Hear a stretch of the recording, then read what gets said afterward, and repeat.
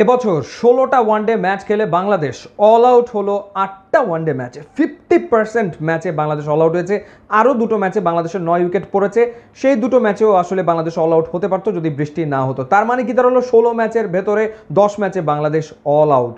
অথচ এই বাংলাদেশি কিনা ওয়ার্ল্ড কাপের যে সুপার লিগ সেখানে পয়েন্ট টেবিলের ৩ থেকে শেষ করেছে। নিউজিল্যান্ড এবং ইংল্যান্ডের পরেই ছিল বাংলাদেশ। কিন্তু হাতুরু সিংয়ে আসার পর যে পরীক্ষা নিরীক্ষা তিনি শুরু করেছেন তার রেজাল্ট তো কোনোভাবেই আসলে ভালো হচ্ছে না। বাংলাদেশের পারফরমেন্স নিয়ে হতাশার শেষ নেই। দলটা হুট করে খেই হারা, একটার পর একটা নতুন নতুন এক্সপেরিমেন্ট এবং যেগুলোর ফল আসলে একটা বিগ জিরো। অনেক প্রশ্ন, সেই প্রশ্নের উত্তরগুলো আমি গ্যারান্টি। আসসালামু আলাইকুম সুপ্রিয় দর্শক বন্ধুরা, অবশেষে এশিয়া কাপে পরপর ২টি ম্যাচ হেরে এশিয়া কাপ থেকে পরিপূর্ণভাবে বিদায় নিয়ে নিয়েছে বাংলাদেশ।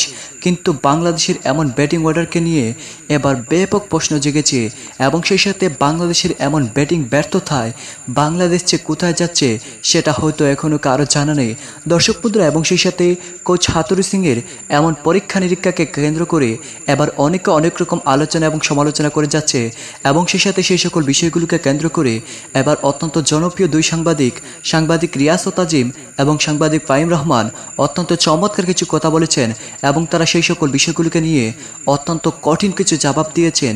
রিয়াজ ও তাজিমের আপনারা সেই কথাগুলো শুনলে অনেক কিছু বুঝতে পারবেন। তো দর্শক বন্ধুরা, চলুন আমরা প্রথমে রিয়াজ ও তাজিমের সেই কথাগুলো শুনে নিই, তারপরে সাংবাদিক ফাহিম রহমানের সেই কথাগুলো শুনবো।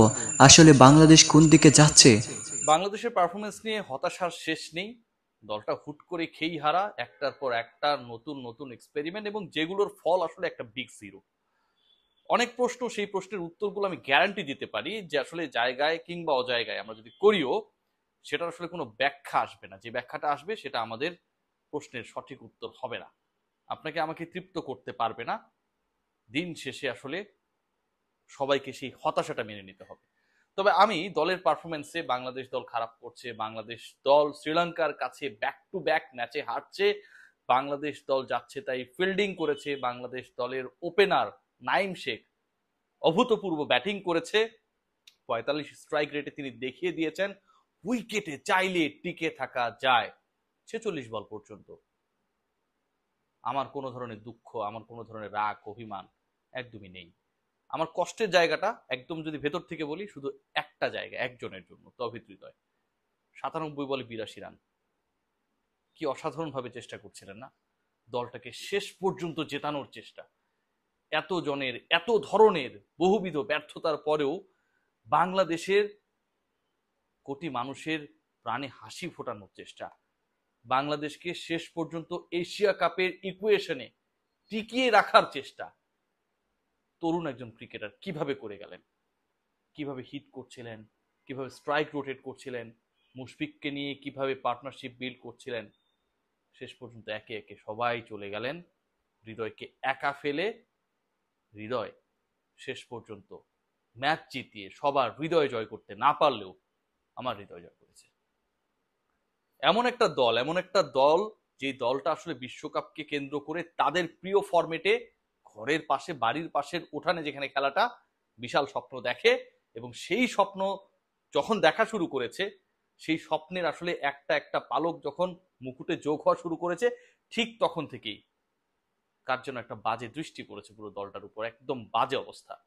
তামিম ইকবালের নেতৃত্বে যেই দলটা ১১ সিরিজের ৮টায় জিতেছিল, তারা এখন শ্রীলঙ্কার বিপক্ষে ব্যাক টু ব্যাক ম্যাচে হারে, হোমে তারা আফগানিস্তানের বিপক্ষে পরাজিত হয়, 50 ওভার্স খেলতে পারে না এবং এমন কিছু ক্রিকেটারকে ক্যারি করে যারা আসলে কোন ক্যালিবারে ন্যাশনাল টিমে দিনের পর দিন স্কোয়াডে একাদশে থেকে যাচ্ছেন সেই প্রশ্নের উত্তর খুঁজে পাওয়া যায় না।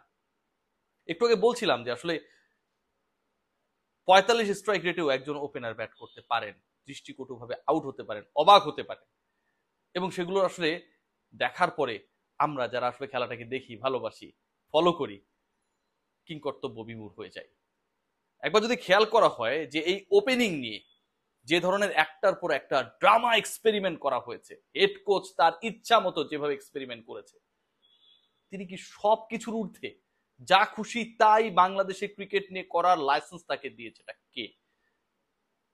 এনামুল বিজয় একজন ওপেনার, স্বীকৃত ওপেনার, যেই প্রিমিয়ার লিগ খেলেছেন নাইম শেখ, রান করেছেন সেখানটায় তিনিও রান করেছেন, ন্যাশনাল টিমে ঢোকার পরে যিনি নিজেকে প্রমাণও করেছেন, তাকে একটা বারের জন্য সুযোগ দেওয়া হয় না। যুক্তিটা একবার দেখেন যে এনামুল বিজয় হচ্ছে লিটন কুমার দাসের রিপ্লেসমেন্ট ছিল, লিটন তখন ঢুকেই গেছে।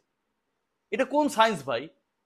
একজন ওপেনার আপনার ম্যাচের পর ম্যাচ ব্যর্থ হচ্ছে, তাকে আপনি কন্টিনিউ করবেন কারণ এনামুল তার পরিবর্তে খেলোয়াড় না, এই কারণে এনামুলকে খেলানো যাবে না। লিটন যেহেতু একাদশে, তার মানে এনামুলকে খেলানো যাবে না। এই জন্য আসলে সাইফুরসের গ্রামার পড়া। আমরা যদি খেয়াল করি যে নিয়মটা তারা ভাঙতে চান না, যে নিয়মের কথা বলা হয় সেই নিয়মে আসলে ন্যাশনাল টিম কতটুকু যায়। নাম্বার 7 নিয়ে ইন্টারেস্টিং বিতর্ক সব সময় হয়ে আসছে, যে বিতর্ক নিয়ে সবচেয়ে বেশি আমি কথা বলেছি, সবচেয়ে বেশি আপনারা ট্রল আমাকে করেছেন, কথা শুনিয়েছেন। আচ্ছা, বাংলাদেশের নাম্বার 7 কিংবা বাংলাদেশের মাহমুদুল্লাহ রিয়াদের পরিবর্তে এবছর 16টা ওয়ানডে ম্যাচ খেলে বাংলাদেশ অল আউট হলো 8টা ওয়ানডে ম্যাচে। 50% ম্যাচে বাংলাদেশ অল আউট হয়েছে। আরও দুটো ম্যাচে বাংলাদেশের 9 উইকেট পড়েছে। সেই দুটো ম্যাচেও আসলে বাংলাদেশ অল আউট হতে পারতো যদি বৃষ্টি না হতো। তার মানে কি দাঁড়ালো, 16 ম্যাচের ভেতরে 10 ম্যাচে বাংলাদেশ অল আউট। অথচ এই বাংলাদেশে কিনা ওয়ার্ল্ড কাপের যে সুপার লিগ সেখানে পয়েন্ট টেবিলের 3 থেকে শেষ করেছে। নিউজিল্যান্ড এবং ইংল্যান্ডের পরেই ছিল বাংলাদেশ। কিন্তু হাতুরু সিংয়ে আসার পর যে পরীক্ষা নিরীক্ষা তিনি শুরু করেছেন তার রেজাল্ট তো কোনোভাবেই আসলে ভালো হচ্ছে না। এশিয়া কাপেও আমরা দেখলাম যে তার পরীক্ষা নিরীক্ষা আসলে চলমান। মেহেদী হাসান মিরাজ একটা ওয়ানডেতে সেঞ্চুরি করেছেন আফগানিস্তানের বিপক্ষে, কিন্তু যখন রেগুলার ওপেনার লিটন কুমার দাস ফিরে এলো তখন কেন লিটন কুমার দাসকে আসলে নাম্বার 3-তে ব্যাট করতে হবে? প্রশ্ন নাম্বার 1। দ্বিতীয়ত, নাইম শেখ দৃষ্টিকটু আউট হচ্ছেন প্রত্যেকটা ম্যাচে। প্রথমবার শ্রীলঙ্কার বিপক্ষে মাহেশ থিকসানার বলে দৃষ্টিকটু আউট, এরপর আফগানিস্তানের বিপক্ষে মুজিবের বলে আউট, পাকিস্তানের বিপক্ষে হারিস রৌফের বলে আউট, আর এই দিন তিনি আউট হলেন সানাকার বলে। না তিনি স্পিন খেলতে পারছেন, দুবার আউট হয়েছেন মুজিব এবং মাহেশ থিকসানার বলে। ক্যারাম বল তিনি বুঝতে পারেন না, ফাস্ট বলও তিনি ভালোভাবে নেগোশিয়েট করতে আসলে পারছেন না, এবং ফুটওয়ার্কের বিরাট যে ঝামেলা সেটা দৃশ্যমান হয়ে উঠেছে। শুরুতে ডট বল তিনি খেলেই যাচ্ছেন, পার্টনারের উপরে চাপ তিনি আসলে তৈরি করে ফেলছেন। সেই ক্ষেত্রে লিটন কুমার দাস যে রেগুলার ওপেনার, তাকে নাম্বার 3-তে খেলানো হলো। ভুল কেন? লিটন কুমার দাস পাওয়ার প্লেতে ব্যাট করলে সে কিছু বাউন্ডারি আদায় করে নিয়ে মোমেন্টাম সেট করে ফেলে, যেটা তার ইনিংসকে বড় করতে সহায়তা করে। পাওয়ার প্লেটাকে লিটন কুমার দাস খুব ভালোভাবে কাজে লাগায়। সেই জায়গাটাতে লিটনকে 3-এ খেলিয়ে নাইম শেখকে ওপেনিংয়ে খেলিয়ে যেটা হলো, পাওয়ার প্লেতে শুধু ডট বল আর ডট বল আর ডট বল। সিঙ্গেল নিয়ে যে স্ট্রাইক রোটেট করা, প্রেশার রিলিজ করা, সেটাও তিনি করতে পারেনি। ইনফ্যাক্ট শ্রীলঙ্কার বিপক্ষে মেহেদী হাসান মিরাজ যে আউট হয়েছে সেটা মূলত নাইম শেখের এই ডট বল খেলার কারণে যে চাপটা তৈরি হয়ে গেছে, সেই চাপের কারণে মেহেদী হাসান মিরাজ ওরকম একটা শট খেলতে গিয়ে আউট হয়ে গিয়েছেন। তার আগ পর্যন্ত 29 বলে 28 রান মেহেদী হাসান মিরাজ ভালো খেলছিলেন। মুশফিক তাকে খেলানো হচ্ছে 6 নম্বরে। যেখানে টিম অল আউট হয়ে যাচ্ছে বারবার, সেখানে টিমের বেস্ট টেকনিক্যালি সবচেয়ে সাউন্ড ক্রিকেটারকে 6 বা 5-এ খেলানোর কারণটা কি? যেখানে মুশফিক 4 নম্বরে ধারাবাহিকভাবে রান করেছেন, তার ব্যাটিং এভারেজ 40-র উপরে, 42, নাম্বার 4 পজিশনে, যেখানে তার 9টা century, if I am not wrong. সেখানে মুশফিককে নতুন একটা রোল দেওয়ার দরকারটা কোন জায়গাটাতে, যেখানে বাংলাদেশ অল আউট হয়ে যাচ্ছে? মুশফিক খেলবে কাকে নিয়ে, ব্যাট করবে কাকে নিয়ে? সেটা হলো আর এক। তৃতীয় যে ব্যাপারটা আমরা দেখলাম, পাকিস্তানের লাহোরের গাদ্দাফি স্টেডিয়াম, যেটা একেবারে ব্যাটিং পিচ ছিল, সেখানে বাংলাদেশ অল আউট হয়ে গেছে। সেখানেও বাংলাদেশ অল আউট হচ্ছে। তাহলে কেন এই ম্যাচে ব্যাটসম্যান একজন কমিয়ে দিতে হবে? কেন 7 জন ব্যাটসম্যান নিয়ে এই ম্যাচটা খেলতে হবে? কি কারণে? যেখানে আমরা দেখতে পাচ্ছি যে অল আউট হচ্ছে প্রতিনিয়ত, সেখানে একজন ব্যাটসম্যান কমিয়ে ফেলাটা কতটা যৌক্তিক? নাম্বার 6, 7, 8 বা নাম্বার 7 বা 8-এ আফিফ হোসেন ধ্রুবকে ট্রাই করা হচ্ছে, শামীম হোসেন পাটোয়ারিকে ট্রাই করা হচ্ছে, কেউই তো আসলে কাজে আসছে না। সেক্ষেত্রে মাহমুদুল্লাহ রিয়াদকে কোনোভাবে বিবেচনা করা হচ্ছে না।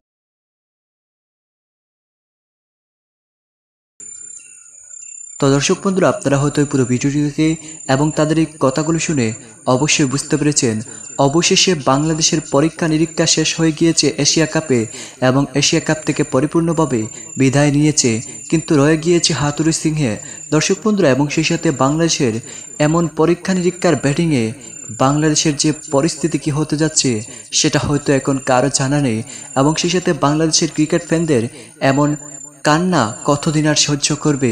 তো দর্শক বন্ধুরা, আপনারা এই পুরো ভিডিওটি দেখে এবং সাংবাদিক ফাহিম রহমান এবং রিয়াসাত আজিম ভাইয়ের এই সকল বিশ্লেষণগুলো শুনে আপনাদের কাছে কি মনে হচ্ছে অবশ্যই কমেন্ট করে জানিয়ে দেবেন। তো দর্শক বন্ধুরা, ভালো থাকুন, সুস্থ থাকুন, আল্লাহ হাফিজ, আসসালামু আলাইকুম রহমতুল্লাহ।